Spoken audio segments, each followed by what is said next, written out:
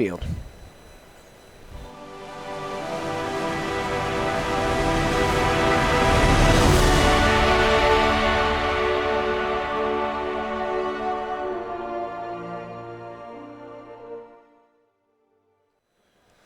Round 8 here at GP Sacramento, TJ Rogers and Paul Rietzel, and we are bringing back Mike Seacrest. We just saw him. He is now at a record of 5-2. He missed his shot on one of these win-and-ins. Now it is time, because if he does not get this one, he will not be showing up to play tomorrow. Yeah, these players are playing, what we classically considered to be a win, and you get to play for the rest of the Swiss rounds of the tournament, lose, and your tournament unfortunately ends here in round 8. So one of those exciting moments that happens in Magic, and the winner has all the possibilities available to them up to winning the tournament, and the loser is going to have to find side events for Sunday. And it's going to be a Skyscanner that is rejoining the battlefield alongside this doomed dissenter. Mike Seacrest, no stranger to making it into day 2. He was the 2014-2015 Player of the Year. He has been, I think, on the Pro Tour since 1999. Yeah, Mike Seacrest and I go way back into the Magic scene in the Boston area back in the 90s. So I've known Mike for about as long as I've been playing Magic, and I won't reveal how long that is because, gentleman never reveals his age. But so we're going to head on over to Christian Jones' turn. Oh, man. Struggling. I think we're missing our third land drop. Absolutely brutal to anticipate and miss your third land drop. That is just absolutely horrible luck. No. So that's going to be back to Mike Seacrest. He's got this Doom Dissenter in the Skyscanner, has to discard a Colossal Dreadmaw. These mana bases have just been punishing today. This is not the first time we've seen this. Yeah, and when I went over to watch Mike play his round 7, he was in kind of the opposite side of the spectrum. He was the one struggling to find mana. So, so 4 mana available. It's kind of a small swing though. Doom Dissenter, it's just a 1/1. Skyscanner also just a 1/1. So yeah, there's plenty of cardboard on the table, but sure, so far it's not applying the most pressure that we've ever seen. Yeah, and I didn't see if Christian decline the opportunity to take a land from Anticipate. I can't imagine that he did. But assuming that he did not, forego that land, that means the top 7 cards of his deck have all been non-lands after keeping a 2-land opening hand. So horrible, horrible luck. Epicure of Blood, and it is just going to get dispersed. That Epicure of Blood, a 5 mana 4/4, that whenever you gain life, your opponent loses a life, and it is going to be the Wall of Vines that comes down. A little small creature, but it's got reach, it's got defender, so it's going to be trying to get in the way. It's going to slow down the Skyscanner a bit. Yeah, and Wall of Vines is not a card that we traditionally consider to be strong enough to put into sealed decks. In Christian's deck, he's got a lot of evasion in terms of blue flying, and so he wants to just be able to kind of gum up the ground and not die to quick, 2-power ground creatures, or 2-power flying creatures, excuse me. Whoa! Vivectus Asmati, the Dire coming down to the battlefield. This is going to be something. We are talking about a 6/6 for 6 mana with flying, and this is going to be the interesting thing. When it attacks, for each player, this is not optional, choose a permanent that player controls, they sacrifice them, and then they each reveal the top card of their library, and if it's a permanent, it goes on to the battlefield. This is just amazing when you start turning sideways against this board. Yeah, it's an absolutely brutal card to beat.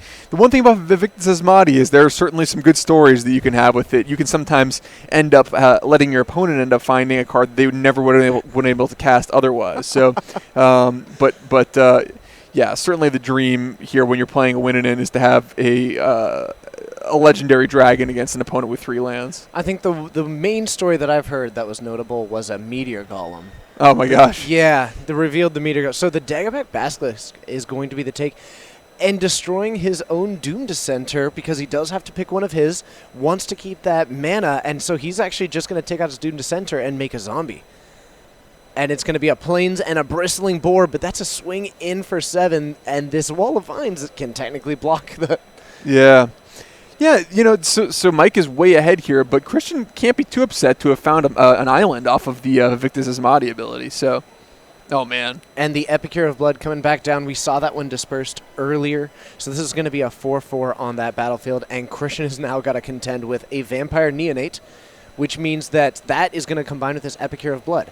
It's got an ability of whenever you gain a life, they lose a life. Mm-hmm. And that Vampire Neonite has them lose a life and you gain a life. Mm-hmm. So you end up actually gaining 1 life, they lose 2 with that synergy. Vivien Reed, though, the Planeswalker, that could be a big way to dig back in.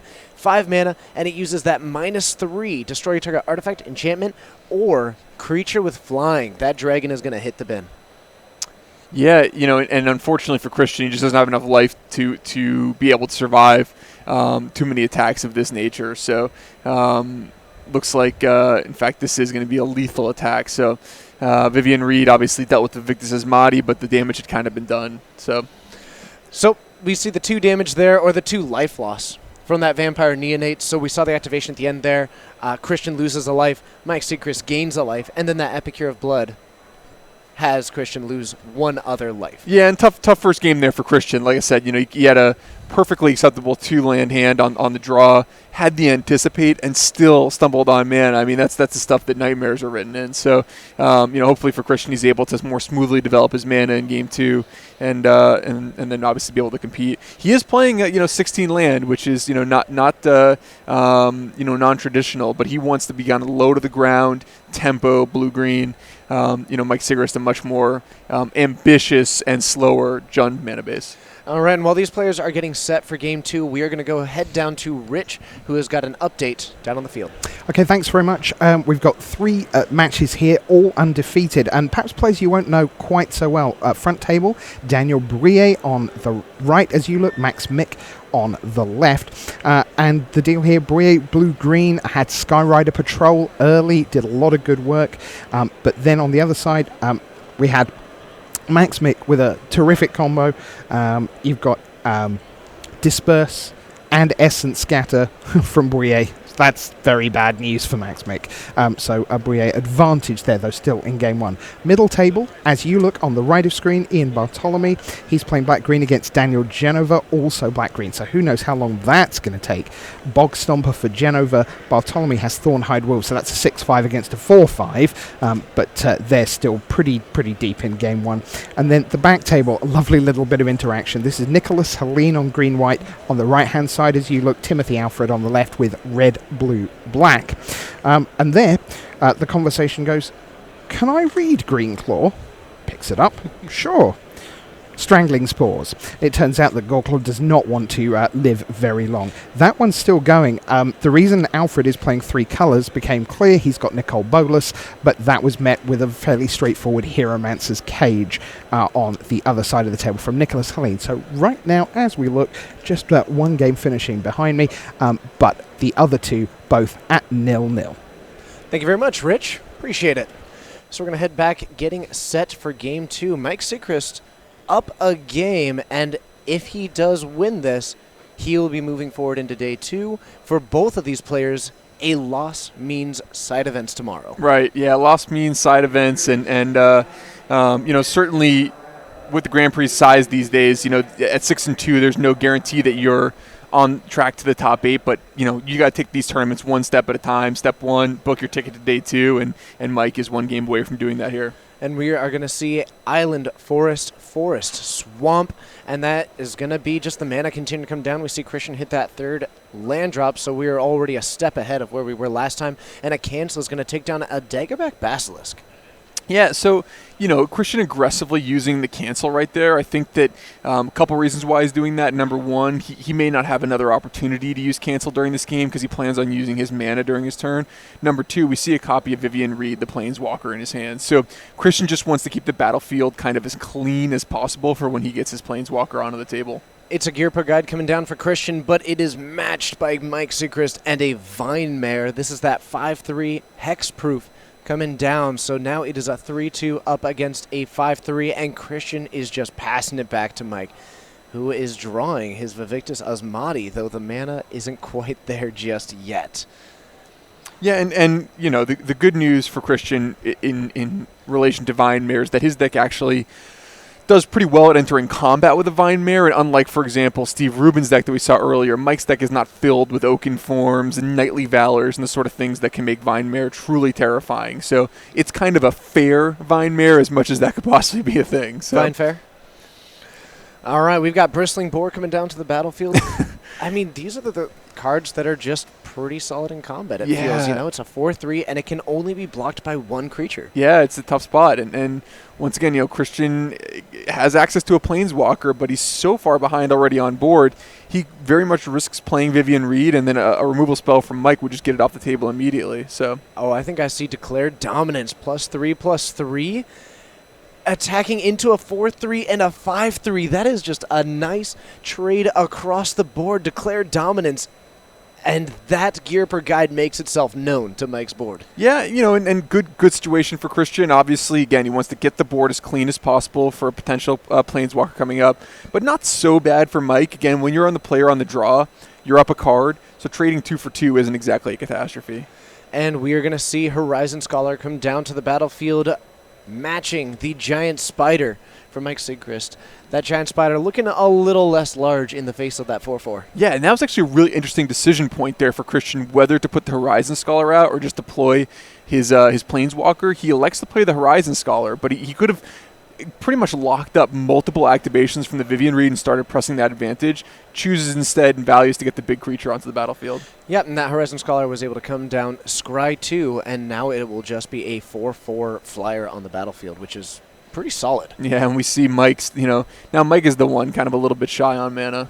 Yep, struggling a bit. Christian really nicely set off, uses the 5 mana here, and it's Vivien Reed coming back down. Looks a lot better in this game. Last time it was basically just a kill spell on a dragon right before dying. And now, I think that was a Rock's Oracle? Yeah, Rock's Oracle, and, you know, Christian's in a spot right now where he can defend the Vivien Reed. You know, he's going to he's almost certainly going to be able to activate it multiple times, and, you know, Mike not putting Christian under any significant life total pressure. So Christian pretty happy here. Yeah, and that plus ability feels pretty significant. I mean, taking a look at the top several cards and then putting in a creature from that seems excellent. And in an absolute pinch, you can also just grab a land. Yeah, and you know, all Mike's able to do is just play the Vampire Sovereign and pass the turn back. So Christian's going to get to untap with 6+ mana out, a Planeswalker, and the largest creature on the battlefield, and a handful of good cards. So pretty much the dream here for Christian. Yep. So Vivien Reed and Horizon Scholar looking down that Vampire Sovereign 3/3 flyer. When it enters the battlefield, they lose 3, you gain 3. Giant Spider and a Sky Scanner going to plus up and grab a Forest off of that Vivien Reed. There is 7 mana available this turn. I think I see... Okay, so it's going to be Aven Windmage joining the battlefield as well. You mentioned earlier, Christian's game plan had a lot to do with putting out these evasive flyers, and we're starting to see them come to the battlefield. Centaur Corsair also coming down. Yeah, and the way it looks right now is that Mike doesn't really have a great way to prevent Christian from being able to ultimate Vivien Reed in 2 turns. Vivien's ultimate gives you an emblem that gives all your creatures +2/+2, Vigilance, Trample, and Indestructible. There are some pretty nasty emblems on Planeswalkers, but in a game of Limited, that's about as brutal as it gets. Rabid Bite on the Daggerback Basilisk, hitting that Horizon Scholar. 2 damage dealt to it, but because that creature has Death Touch, Rabid Bite, the way that works is it has the assigned creature deal damage equal to its power, but because it is a Death Touch creature dealing that damage, takes down the Horizon Scholar, and now Mike Sigchrist is able to claw his way back into the game with that 4/4 gone. Yeah, nice play here from Mike. You know, he's still way, way behind on cards, but, you know, at least he's going to be able to pressure Vivien's loyalty a little bit. And it certainly takes the pressure off of a potential ultimate, you know, ending the game for him. So Christian way ahead, obviously, with so many resources in his hand, but Mike definitely not out of it. Yeah, and that Vivictus Asmati is not too far away at this point, but the Vivien Reed, you know, do you really want to deploy this dragon into a Vivien Reed that can just minus and take it down? Yeah.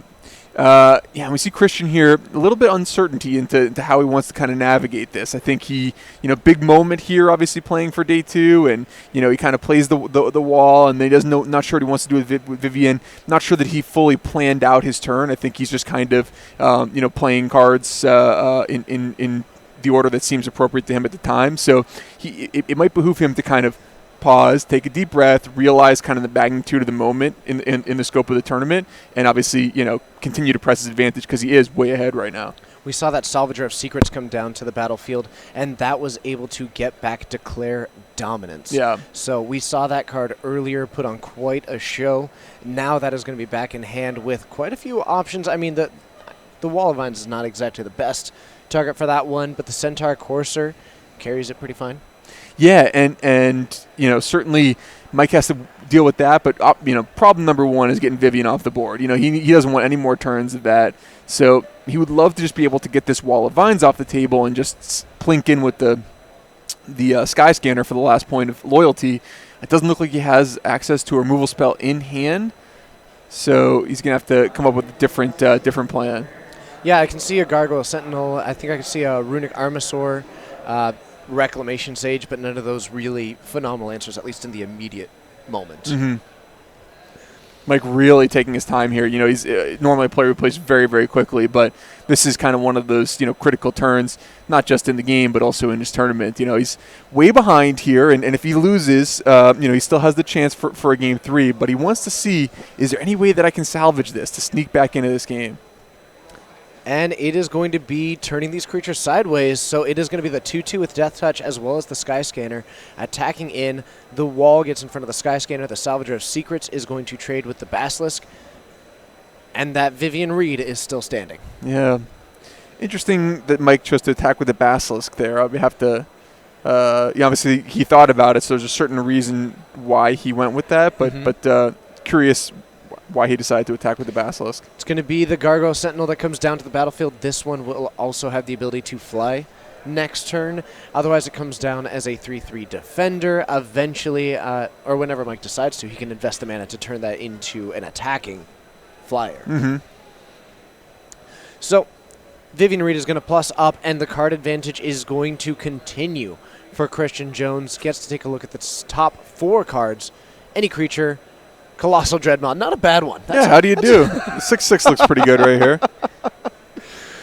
I'm still baffled by just how well that card has made its home in this format. Yeah. I mean, look at that dinosaur just eating those poor pirates. It's got a nice hat, too. Yeah. Or that's just, I don't know, feathers? Plumage feathers? or something like that, yeah. Woo.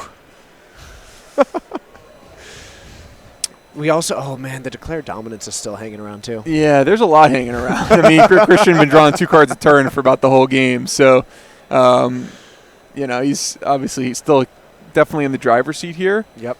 The Rocks Oracle still a factor. And it is going to be, that's the Metamorphic Alteration. You can enchant a creature, have it become another one, and that looks like it is becoming a Wall of Vines to me. Wow. So now we have got this Gargoyle Sentinel. And when that comes in, it enchants a creature, and you choose another creature. The enchanted creature becomes a copy of the named creature. So that is naming Wall of Vines. So now Mike Sukrist has got a nice Wall of Vines of his own. Well, now we see why I put Wall of Vines in his deck. He wanted to put Wall of Vines in his opponent's deck. That's level 2 thinking. That's right, yeah. I like it. It's advanced. And Mike with Decisive Evictus is just stranded here, and unfortunately, by the time now he's able to deploy it. This could be, we saw before that Reclamation Sage for Mike Sigchrist, so he does have the capacity to actually remove that Metamorphic Alteration. It is an aura. It does need to remain on the battlefield for it to actually do what it's doing. So that is going to be the Reclamation Sage targeting that alteration. So that's going to be at least a solution to that problem. It's one step at a time. Yep, and now he's forcing Christian to a chump block, pressuring Vivien's loyalty again. So, Mike is certainly making a go of it here, but Christian's going to have the ability to kind of turn the corner in terms of an attack step coming up. Yep, Christian, he's going to be untapping with a Colossal Dreadmaw with only a 2/1 in the way, also with that Centaur Courser, and that Vivien Reed is going to continue activating. We're going to get back an Aviation Pioneer. That's going to make more of those flying blockers to help protect that Vivien Reed. Yeah, just what the doctor ordered right here, right? So 2 creatures that attack profitably. He's got defense. He's got ways to find additional cards with both a Rocks Oracle and an Anticipate in his hand. So, this is what we call really high deck velocity. Christian is just tearing through his deck and finding kind of the best answers, threats, solutions, problems for Mike, kind of everything going on. He's got his mana working. He's got a high power level. So this is exactly where Christian wants to be.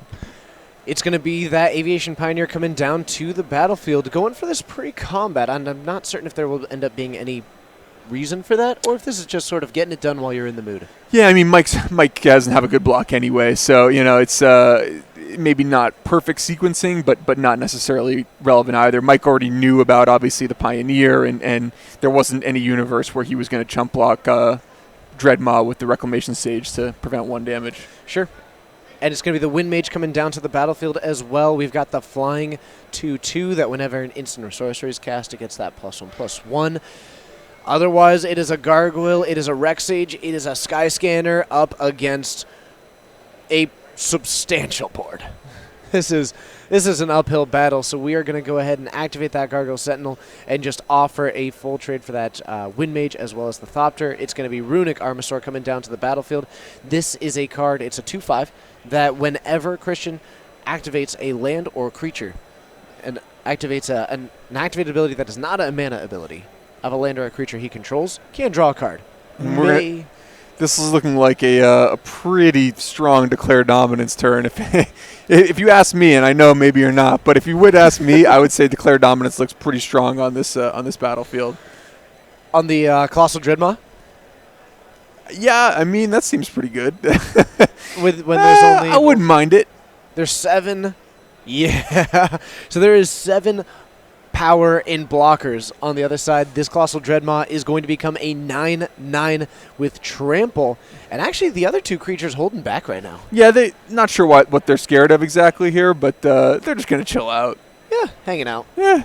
The patient game is always impressive. Honestly, yeah. I mean, they're toiling for a Planeswalker and Christian here, who's obviously so far ahead in this particular duel that they've been summoned to just hang out. They'll hang out. That's what they've been asked to do. They're on guard duty. You Yeah. know? They're not getting paid for that. Yeah. And, this is one of those games where the Planeswalker has really showed quite a bit of loyalty to Christian. Christian's been able to untap with Vivien for something like 6 turns. In general, in Limited, the player who has a Planeswalker out for 6 turns wins the game. Yep. Now, there is an option here. Vivien Reed does that destroy target creature with flying is a -3. Are you willing to sacrifice it? Oh, yeah. Take out the Vivictus Osmati, and the board is clear right now. And still has all the mana available for the turn. Yeah, at this point, I think Centaur Courser might not be as scared. And that's going to be the full team coming on in. It's going to be Titanic Growth, and that is going to sweep up this game. Mike Seeker's unable to find his way in that second game. We saw him really playing a patient game, trying to come together with what his plan was going to be. Did not come together. They are going to have a third game here, which means that they are now both on the precipice of day 2 and on the precipice of packing up. Yeah.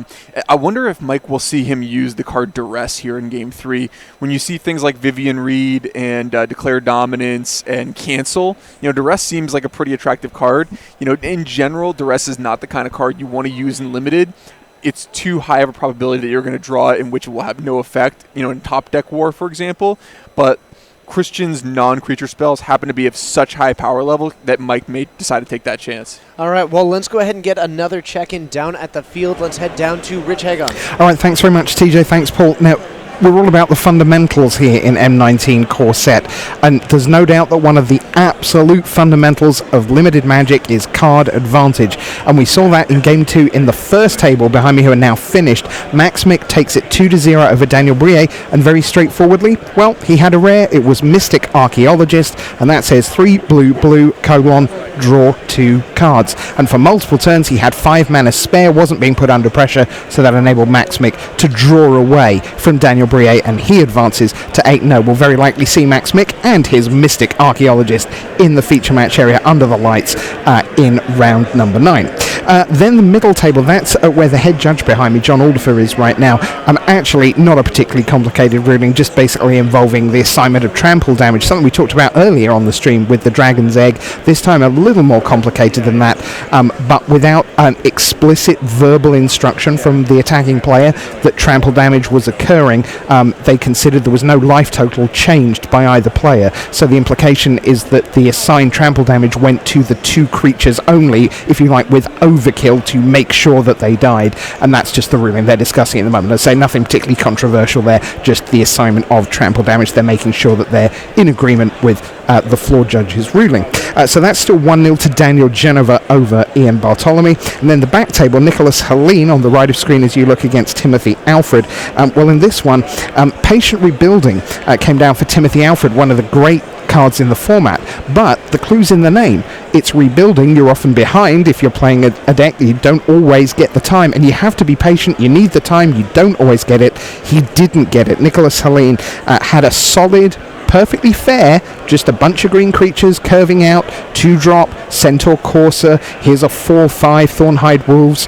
That was plenty enough. The Patient Rebuilding wasn't given the time to shine. So they're at 1-1. Thank you very much, Rich.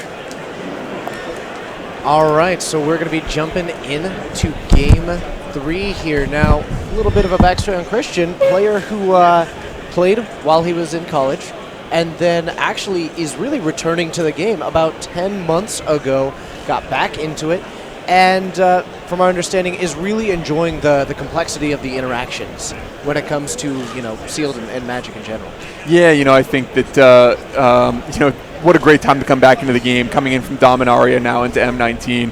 Dominaria is set that a lot of people said maybe the best limited format of all time. Seems like people are really enjoying this core set 2019 so far. So what an exciting time. Another core set Grand Prix next weekend, and then the 25th anniversary Pro Tour. So what a cool and exciting time for Magic. Yeah, it's certainly quite the runway to kind of get your start in the game. Heading back into the game, and it's just nothing but amazing. Yep. Unfortunately, Mike, certainly anything but amazing, having to send his hand back for one fewer, which on the play, Game 3 in an elimination match, certainly not where you want to be. Of course, we've seen Mike both has access to things like Blood Divination that can get him out of card disadvantage, as well as really high power level cards like Victus Asmati. So, and there is the Blood Divination, the very first card that he picks up. See a Manolith as well, so a little bit of land. I mean, he did bring in that duress, and though. There is duress, yeah. So I wonder if we'll see him hold the duress for a few turns. And the reason why you would do that, as opposed to firing it off turn 1, is you want to give your opponent a chance to draw their Vivien Reed. So oftentimes the best time to fire off that duress is the turn right before their first good opportunity to cast Vivien Reed, or in a situation where you want to try to use it to take their cancel to force through one of your important spells. Okay. And it looks like we're going to fire this one down, and it is going to be a Disperse in response, and we see Dwindle, Gear per Guide, land, and an Aven Wind Mage. So really aggressive use of Disperse right there. So Christian there basically taking Disperse just to set Mike back one turn in terms of Manolith. That's basically put Christian down a card, almost like a mulligan in that situation, so just for the tempo. So Mike has to be really happy with the way this early turn has worked out. Kind of like a Hymn to Turok or a Stupor there. So, Mike, you see playing pretty quickly. I think he's got to be pretty happy about this. Vinemare joining the battlefield. There is an Aven Windmage on the other side. Looks like we do also have an update from down at the floor. Timothy Alfred defeating Nicholas Helene 2-1. Wow. We'll be moving into day 2. There's the Gear per Guide, which right now looks like he can trade off for the Vinemare, but as we mentioned, there's a lot of ways to kill a 3/2 creature, and Mike, pretty happy after mulliganing to be in the situation that he's in. Yeah, and I think we might actually be on a Rabid Bite. Yes, so Rabid Bite is going to take that one down. The Vinemare dealing 5 damage to the Gear per Guide does not get dealt back. This isn't the traditional fighting that you would think of. Instead, it is just one-sided. takes down the Gear Per Guide, gets in the swing for 5. Christian goes down to 15, and then the Manolith rejoins the battlefield. Right. The upside on Rabid Bite versus other iterations of that card in Magic history is that you do get that kind of free roll that your creature is not fighting; it's just dealing damage. The downside is, as opposed to cards like Prey Upon in the past, it costs a full 2 mana. And that sorcery speed, unlike, for example, Pounce or Ancient Animus, means it's unlikely to blow your opponent out, but sometimes Rabid Bite's exactly what you need. Salvador of Secrets, and we're going to get back the Disperse. Yeah, so certainly a pretty nice play, especially when you're sitting there with an Aven Wind Mage on the battlefield. Disperse looks pretty strong right now. Vampire Neonate joining the battlefield as well. This is a pretty powerful 1-mana card in the grand scheme of things. It does have that ability to put some mana into it down the way. And we're just going to quickly hit it with a Blood Divination. We want to draw 3 cards. We don't need that Vampire. Yeah, and really interesting decision point here from Mike. Does he want to offer up the trade with the Vine Mare for those 2 creatures for Christian? I'd be tempted to. Seems like, Christian with that Disperse is going to be able to set up a pretty attractive block with the Salvager of Secrets. But Mike wants to keep that Vine Mare on the battlefield for later. Horizon Scholar coming to the battlefield. This is Scry 2, and then it is a 4/4 flyer. And I like that line you were talking about. Use the Salvager of Secrets, maybe return it to your hand to get back that Disperse. Yeah, right. And we see Christian certainly has plenty of mana this game, so that's definitely something we may see later. It's a card so nice, he'll cast it thrice. Yeah, good old Scrivener. All right, so that 4/4 is now in competition for the biggest creature on the battlefield. Mike Seacrest tapping 4-man, 5 mana here. Yeah, Mike has action. And it is going to be that Epicure of Blood, 5 mana, 4/4. Whenever you gain life, each opponent loses a life. That does mean that if he's able to put together, he already sacrificed the Vampire Neonate that he had access to his Blood Divination. It's going to be Metamorphic Alteration on the Salvager of Secrets on the Vine Mare to keep that one protected. And now we've got our own 5/3 on Christian Jones' side of the battlefield. What a versatile card. We saw this in the last game. Turn one of Mike's cards into a worse card. Now we see Christian turning his Salvager of Secrets into a better card. Wow. Yeah, really strong play here from Christian. And there were many decision points there, right? He could have made himself another Horizon Scholar. He could have turned his other creature into a Vine Mare to open up the play of dispersing your own Scholar of Secrets. So these players are playing Turbo, and this is a really complicated game. I'm not sure if they're making the right plays or not, but they seem very confident in their maneuvers. Essence Scatter takes down the Sky Scanner, so we are not looking to let Mike draw any cards and just getting it down as quickly as we can. Yeah, that makes sense. I mean, Essence Scatter on the Sky Scanner, I mean, what you don't want Mike to do is draw into some really powerful spell. Maybe you have one of his own Planeswalkers or something like that Essence Scatter can't stop. Obviously, we know Mike doesn't have access to, for example, a Banefire or something like that. But Sure. But Christian doesn't know that. So Christian throws this 5/3 Vine Mare in front of the Epicure of Blood. Both will go to the graveyard. It will be a Giant Spider that now joins the battlefield. It's now the Vine Mare and the Giant Spider up against Aven Windmage, a flying 2/2, and a flying 4/4 in that Horizon Scholar. And it's going to be an attack from the Scholar. I mean, the Giant Spider, it's a 2/4, which means that getting in front of that does mean a certain doom for the Spider. I mean, I love how fast these players are playing, given the stakes and how complicated this game has been. It makes it very difficult to analyze, though. I mean, these guys have been playing so complicated. Oh, now look at this. Aven Windmage gets in front of the Vine Mare. The Disperse gets fired off at the Giant Spider, but that is going to give that Windmage +1/+1 because it is casting an instant or sorcery. Whew. Yeah. And another nice draw there from Christian. He draws Anticipate. So between this Horizon Scholar and Anticipate, he's going to be able to dig very, very deep into his deck for his best cards. By the way, I misspoke. I said Dispersing the Giant Spider. He actually went for his own Horizon Scholar. Okay. So the 4/4 is now coming down to the battlefield. It's getting another Scry 2. So Okay, apologize for that. interesting. So he values the Scry over the tempo of being able to get another combat step in. Yeah, it's interesting. It looks like Mike Seacrest has only got a couple of lands in hand. Things are not going the way that he pictured. Yeah, interesting sequencing here from Christian again, as he chooses to Horizon Scholar before anticipating. So Horizon Scholar puts a card he definitely wants on top, and Anticipate ends up being kind of like a cycle here, since he's definitely going to want to just take that card. Yeah. Might have been better to Anticipate before Horizon Scholar, but again, these guys are turbo magic. They have a dinner reservation, and they are trying to get out of here. Vivien Reed comes down to the battlefield, and this is going to plus up. It's time to take a look at more cards from the top and keep refilling our hand. This has got to be close to the nail in the coffin for this game, Brett. Yeah, Mike needs something now. I mean, he really needs multiple somethings at this point. It's going to be a Wall of Vines that is the takeaway. So that's going to come down. It's the 0-3 that we saw before. It's got reach. It's great with that metamorphic alteration. Yeah, and certainly it's good enough at stopping a giant spider. And it's going to be that attack in for 4. Mike Seacrest only at 8. There's a pretty limited number of swings he can take, but this giant spider is only able to really throw itself in front of one of them. Yeah, and Mike, even if he were to draw something here like the Vivictus Asmati, would probably not be enough. And there is the Vampire Sovereign coming down. It is going to be Christian loses 3 life. Mike Seacrest gains 3 life. It's a 3-3 on the battlefield. This is going to be an interesting little way to go into combat. Does the Horizon Scholar... Never mind. We're going to use Vivien Reed. Clear it out of the way. Yeah, these guys know what they want to do. I thought it was an interesting decision point, too, whether to go up or down, but Christian knows what he wants to do. He's a man with a plan. Yep, Mike's down to 3 after that swing in. The spider still not getting in the way. It's followed up by a Colossal Dreadmaw. It's going to be a Fell Spectre. Christian has to, when it enters the battlefield, discards a card. Whenever they discard a card, they lose 2 life. Now, this is a card that's kind of functionally reads when it enters the battlefield. They discard a card and lose 2 life, but it's actually 2 separate abilities for if that happens more in the future. Vivien Reed is going to downtake again to eliminate that one from contention. The handshake comes across from Mike Seacrest, and Christian Jones has locked himself into day 2. Mike Seacrest, a bad break.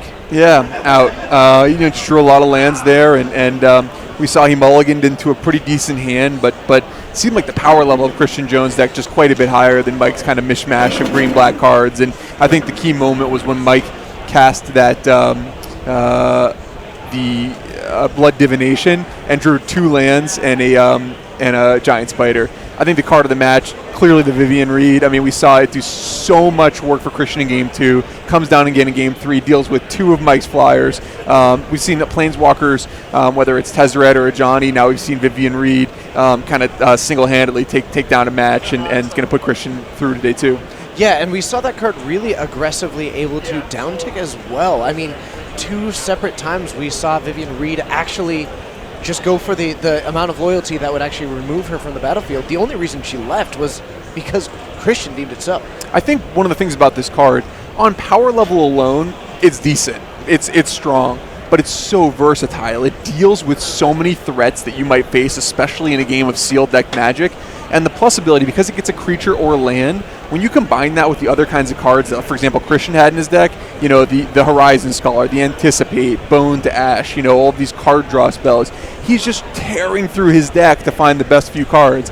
And, the delta between the absolute best cards and the worst cards in a format like Sealed Deck is so dramatic that that's such a valuable ability. So we saw Vivien Reed really work, the plus, the minus, all over the place, and it was just too much for Mike to handle. Yeah, absolutely. But of course, we are going to have more of these win-and-in matches on the way right after these messages.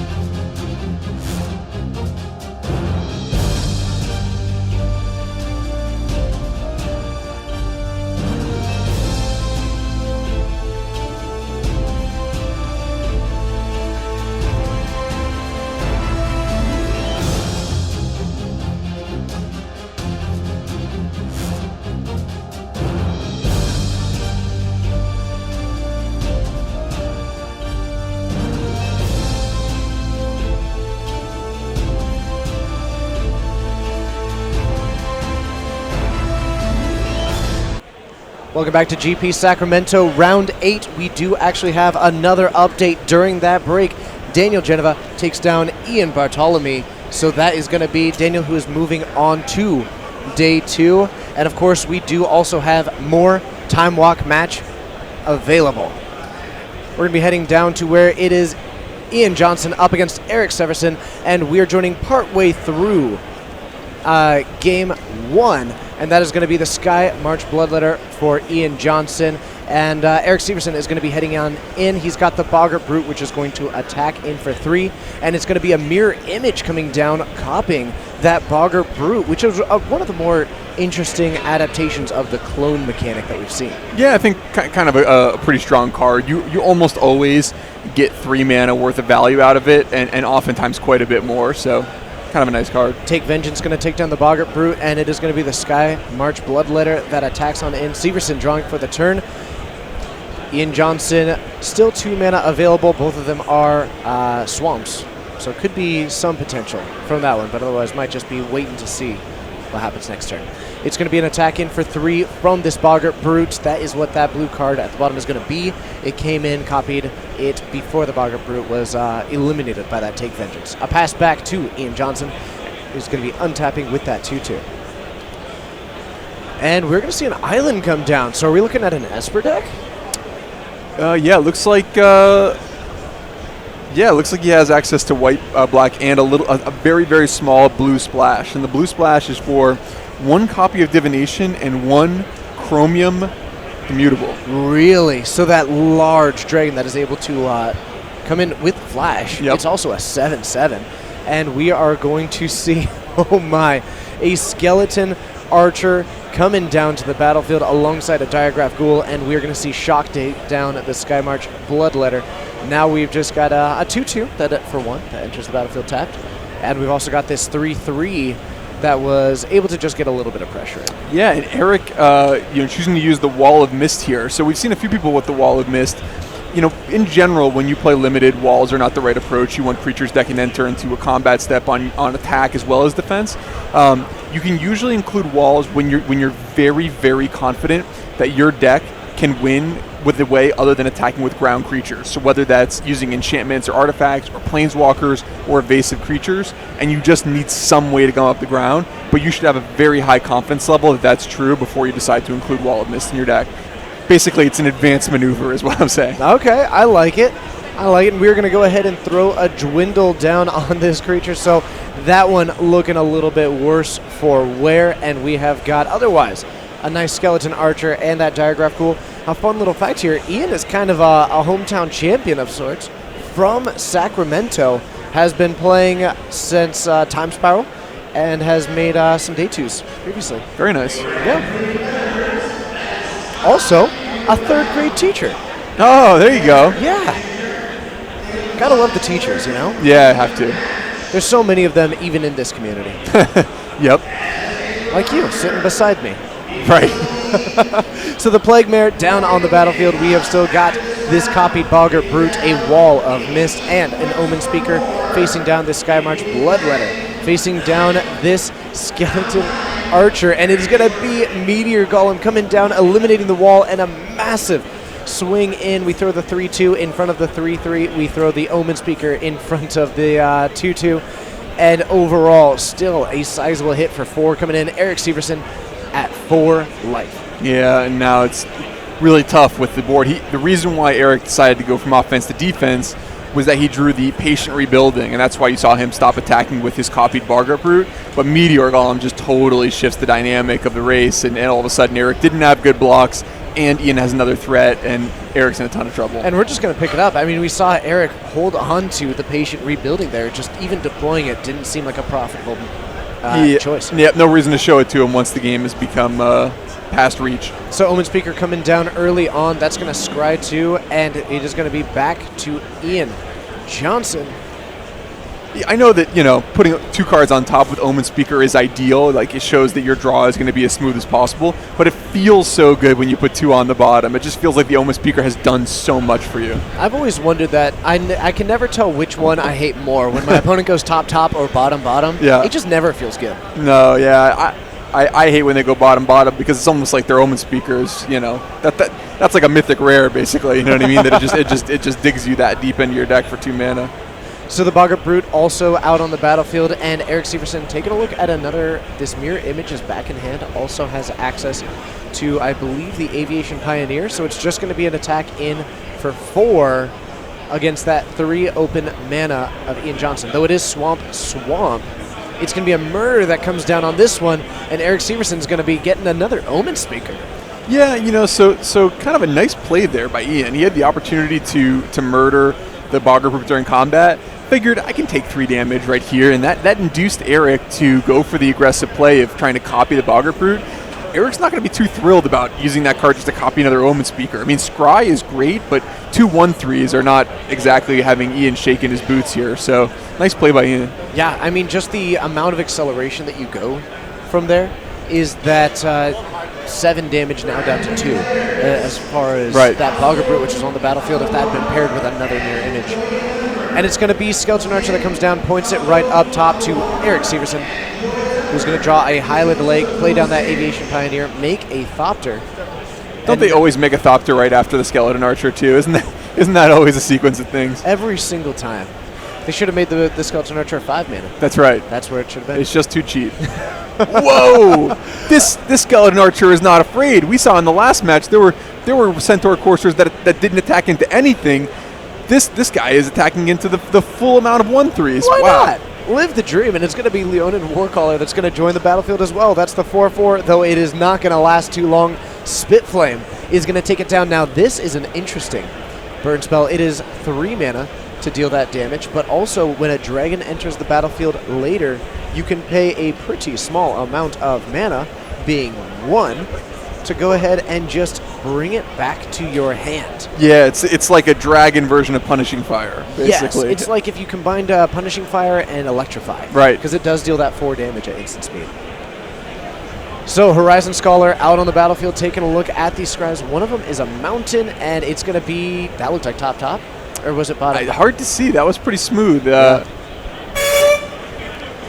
All right, well, we've got 7 mana away for Ian Johnson. The Meteor Golem comes down again, eliminates that 4/4, and these 2 Skeleton Archers, do you think they're going to be afraid this time too? It's tough. The attack is not that great. I mean, he gets to end up trading a 1/3 for a Skeleton Archer. So we're going to put 3 of these blockers in front of it. It's a 1/3, a 1/3, and a 1/2. Eliminates one of the Omen Speakers. That one goes away. It's a swinging for 3. Severson at 10, and it is going to be Dwindle on that Meteor Golem. So now it is a -3/3 that when it blocks, it will end up getting destroyed. Yeah, and certainly you understand why Ian made that attack. He's got 3/3s to spare, and he was eventually going to have to make a trade kind of that nature. Cavalry Drillmaster coming down to the battlefield. When it enters, target creature gets +2/+0 and first strike. It's also going to be the Skymarch Bloodletter joining the battlefield, +1 and -1 on the life totals respectively. Yeah, and Eric needs a big draw here. Assuming this Vampire comes in, that's another 5. So that'll put Eric down to just 4, and he's facing 3 threats, so this is pretty tough. And notably, you've got the flyer in the Skymarch Bloodletter. Right. Well, and that'll work. Meteor Golem comes down. It's an opposing 3/3. That's going to be able to get in the way of the Skeleton Archer as well. Ian's going to draw his card for the turn, and Eric Severson trying to hold on. If he can take down this game, he will be really, he's 2 games away from this one, but he is still very much in a win and in contention. Yeah. Explosive Apparatus comes down. We are going to throw the Golem in front of it, and now it is down to a 2/1 and an Apparatus up against a 1/2 and a 1/3. Yep, and nice play by Ian there. I think it's you really want to trade off for the Meteor Golem. You don't want to get a situation where Eric would have drawn something like Disperse and then has the opportunity to just return his Meteor Golem and reuse it. And Severson draws the Boggart Brute and immediately throws it down in front of this Apparatus. And then a Remorseful Cleric from Ian Johnson. This is going to be a flying 2/1. Rogue's Gloves comes in. That is going to go on to this 1/3, which is going to attack in block with the Meteor Golem. That is now going to get destroyed. It was a -3/3, but prevented Eric Severson from drawing a card. Yeah, and Ian, has half the life total right here. So we see the Pioneer get in front of the Cavalry Drillmaster, and now it is a 2/1 flyer up against this 1-3, which will have the opportunity to draw another card. So Eric Severson in these 2 cards needs an answer. It is going to be Volcanic Dragon, buying back the Spit Flame for 1 mana, which means that if Ian Johnson doesn't come up with an answer to this dragon right now, this Remorseful Cleric is going to be going away, if at all, like if needed. Yeah, some temptation there if you're Ian to sacrifice your Remorseful Cleric with the trigger on the stack and remove Eric's graveyard from the game. I think I would have been tempted to do that.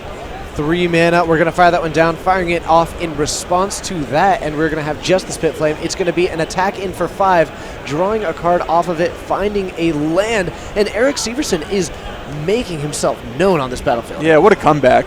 I mean, if you remember a couple turns ago, Ian had 3 or 4 creatures out against just some 1/2s and 1/3s, but that Rogue's Gloves, drew Eric a few cards, and oh boy. Oh, Skymarch Bloodletter puts Eric Severson down to 1, but it is a Departed Deckhand, which for 4 mana, you can make your creatures unable to be blocked except by spirits. I think this might be... He's going to go for it? And the Departed Deckhand itself cannot be blocked except by spirits. Right. There is a lethal attack on board right now. Yeah, he's thinking about it. If he were to go for it and it were to not work out, he would die. So, this is this is one of those pure Magic situations, right? You're on the cusp of day 2. If you go for it and you're wrong, you're in the side events. Yeah, and potentially the consideration is to get in with this mirror image as well, because then you can also just draw a card that potentially gets you out of that situation. But this is difficult. Eric Severson, like you said, he's got a win potentially on board, but if he goes in for it and it does not pay off, he's out. And what you're balancing here is, if I go for it and they have something, right, I might lose immediately. Can I beat anything anyway, right? And the chances are if Ian has anything, I'm going to lose to that anyway if it's some removal spell for my flyer. So he would have cast it and killed me. And that is going to do it. Eric Severson takes down game 2. We've got a game 3 coming on in.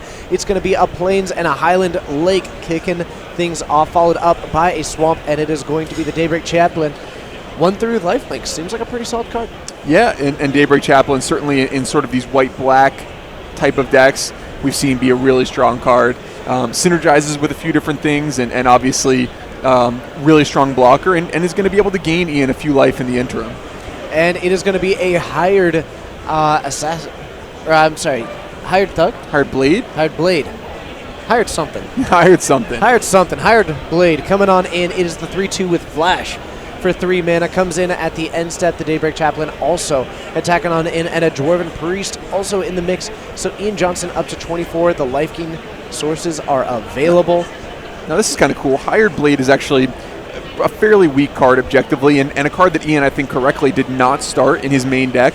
He elected to sideboard it in against Eric's deck, I think understanding the creature sizes that Eric has. He's got a lot of things that are like 3/2s that it can trade with, and a lot of 1/3s and 1/2s that it can eat. Bone Dragon's pretty good. Bone Dragon's pretty good.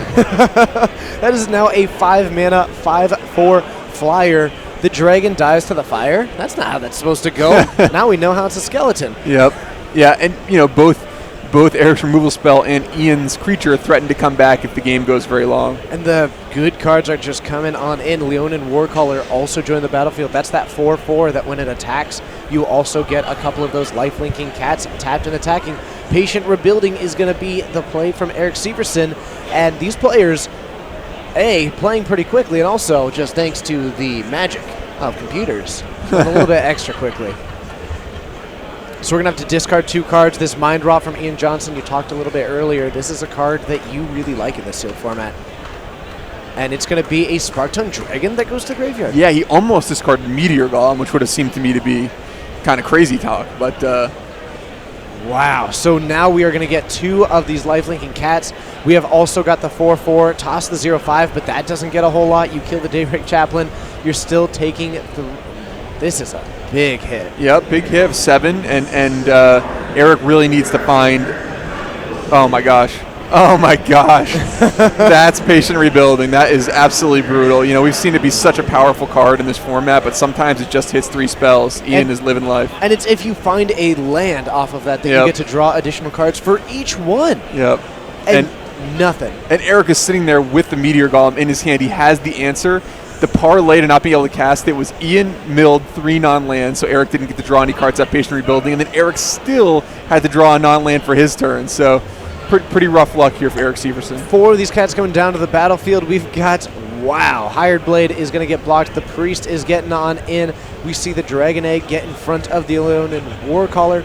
Still lots of damage. Eric Severson is getting hurt. We are going to pay some mana to get back that Spit Flame. That Spit Flame will be able to take down the Leonin Warleader. Yep. It is 4 toughness. That's wow. Oh.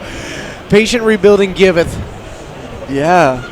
Oh my. And so now Eric, you're down 32-7. Your opponent has a million creatures on the battlefield, but you've just drawn 4 cards. What can you do with it? I mean, suddenly you've got a full grip of 6 cards, and you got the Spit Flame back, so things aren't looking so bad as far as the 4/4 that's been attacking you. Yep. So that's maybe 3 of your mana already dedicated. Oh, wow. That Patient Rebuilding is suddenly showing what it can do. And the interesting thing here for me is that Eric Severson doesn't even need to find a way to get aggressive right now. No. The Patient Rebuilding is doing that. Oh, yeah. He wins the game with the Patient Rebuilding. He doesn't need to do anything except for survive. Protect his life total and conserve, resources. So, and resources meaning life total, really, at this point, because cards he has plenty of. What a world in which Ian Johnson being at 32 and was probably thinking to himself, oh, geez, that's probably not going to matter. 32 life's a lot, but when you're playing with the deck size, it's just not going to do it. Yep. Interesting timing. Eric upkeeps Spitfire on the 4/4. Do you have any insight as to why you would do that at the upkeep specifically? Yeah, I mean, if Ian had something like Counter Magic, obviously you want to avoid that, although, you would just probably die to Mighty Leap, so... Epicure of Blood comes down to the battlefield. Anytime that Ian gains life, Eric will be losing life. This Epicure of Blood is phenomenal because of that. It's a 4/4, and that is 3 different instances of gaining life. No matter what happens, Eric Severson is about to take 3 from these cats, and we see him really quickly throw some creatures in front of those. Yeah. So here comes 5 points into Eric to drop him to 2. Oh, man. So we are at 2 life now. Patient Rebuilding, and this is just a waiting game for Eric Severson, a survival game. Those are gone. The Epicure of Blood demands an answer, but all it takes is 1 Skymarch Bloodletter, and that is going to be Chromium going to the graveyard. That splash no longer doing a whole lot. Yeah, and importantly, Eric finds a Shock. So Shock can combine with the Explosive Apparatus to finish the Epicure of Blood. The Epicure of Blood was the main way that Ian had to threaten those last points of damage without getting into combat. So Eric will be really happy to have access to that. And that library for Ian is going to start to feel pretty thin pretty shortly. Yeah, really could just be looking at a couple of turns maximum. I mean, when you're going through 3 cards every single turn, because there's the 3 cards from Eric Severson and the draw step that you have. Wow. You only have 40 cards in the deck to start off with, and we're now talking about going through 4 per turn. Yeah, so Eric disagrees with me entirely, and he's just going to get aggressive here. He's saying, I don't think you got any more ways to gain life in your deck. I just want to get you dead. Let's make it happen. Yeah. Also, just tapping out to where the Shock is, the Shock was able to get in there, but now that Epicure of Blood is still out, and it looks like that call may have been correct. It's going to be Strengthening Explorers, take Vengeance, and a land, drawing 2. Wow. What a way to buy back into this game. The Meteor Golem coming down, eliminates the Epicure of Blood, and this swing is massive. Ian Johnson, that life total buffer, just doesn't feel that safe anymore. Yeah, any Mighty Leaps, he's saying. So that's going to be the 7 cards that we needed to bring back the Bone Dragon. You can pay 5 mana, exile 7 cards out of your graveyard. I forgot about it too. It looks like Eric forgot about it. That's a handshake. Eric Severson forgets about the Bone Dragon. It reanimates itself to the field, and it is going to end this game. Ian Johnson, the local player from Sacramento, teaching a lesson. Yeah, amazing. Yeah, so Eric and I both forgot about the Bone Dragon, which died when the graveyard was bone dry. It was literally the first card to go to the graveyard. It chooses to attack in with the 2/2 dragon, the fire-breathing dragon from the Dragon Egg, and luckily for Ian, he remembers his Bone Dragon, returns it and deals less points of damage. That's tough. I mean, it's a tough. I've been in Eric's shoes. Obviously, I forgot about the Bone Dragon. I've certainly been in a situation. You don't necessarily think about the Graveyard Zone being that relevant, and unfortunately, that mistake is going to prevent him from playing in the second day. Yeah. So we're going to have more Magic coming your way here at GP Sacramento. TJ Rogers here with Paul Rietzel. We'll be right back after this.